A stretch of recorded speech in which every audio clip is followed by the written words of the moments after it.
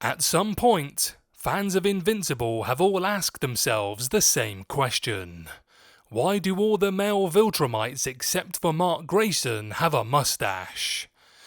Let me know in the comment section if you feel the Viltrumite men look more menacing with their mustaches. But before we see the Viltrum Empire run its own TV ads... He could smell like he took you on more of these while wearing this. Or this. But probably this. All over this. I think I need some Old Spice now.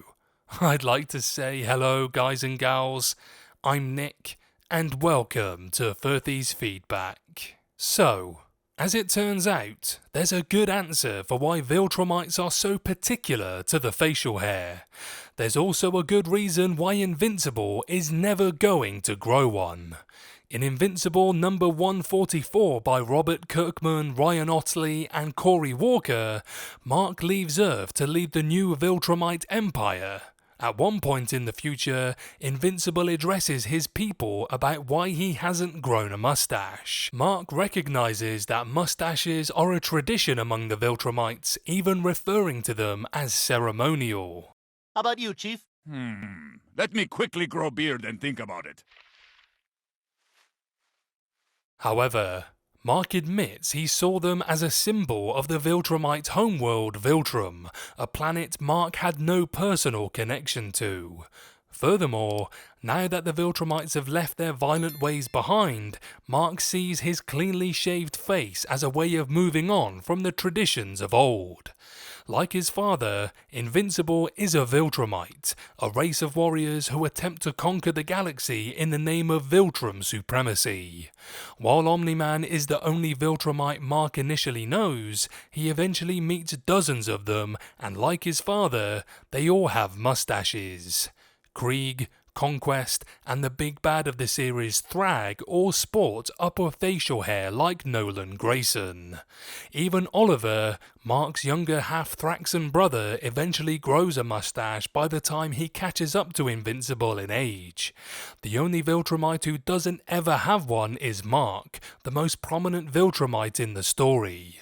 You can see Mark changing up those traditions now. I don't mean to be unneighborly, but you wouldn't know what happened to my old nostril skirt? Mustache, you say? Let me think. Stroking this goatee I've always had. At first, Omni-Man's mustache doesn't seem like anything other than a preferred look, but as more male Viltrumites start entering the story, it raises the question of what the facial hair means. For native Viltrumites, it seems to be a rite of passage for males who grow a mustache to signify that they are part of the Viltrumite culture. Mark, of course, initially has no allegiance to Viltrum and as such doesn't grow one. But by the end of the story, he becomes the leader of the Viltrum Empire, and his decision to keep his face clean-shaven signifies his goal of breaking the Viltrumites' old ways. What is this? There's something wrong with the house!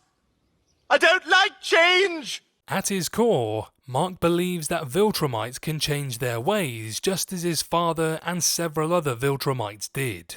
Invincible is aware that his people are quite resistant to change, and he knows that leading the Viltrumites requires him to make sure that they can look to their future rather than their past. Though Mark does integrate himself into Viltrumite culture, he intentionally chooses not to have a mustache, so his people stay on the right track and grow past their heinous history. Invincible might be able to rock a decent stash if he tried, but as long as Mark is committed to changing the Viltrumite ways, he's never going to grow one. Maybe this could sweeten the deal. To all of you out there rocking the in-between mustache, we've all been there. But I'm here to tell you, it gets fuller.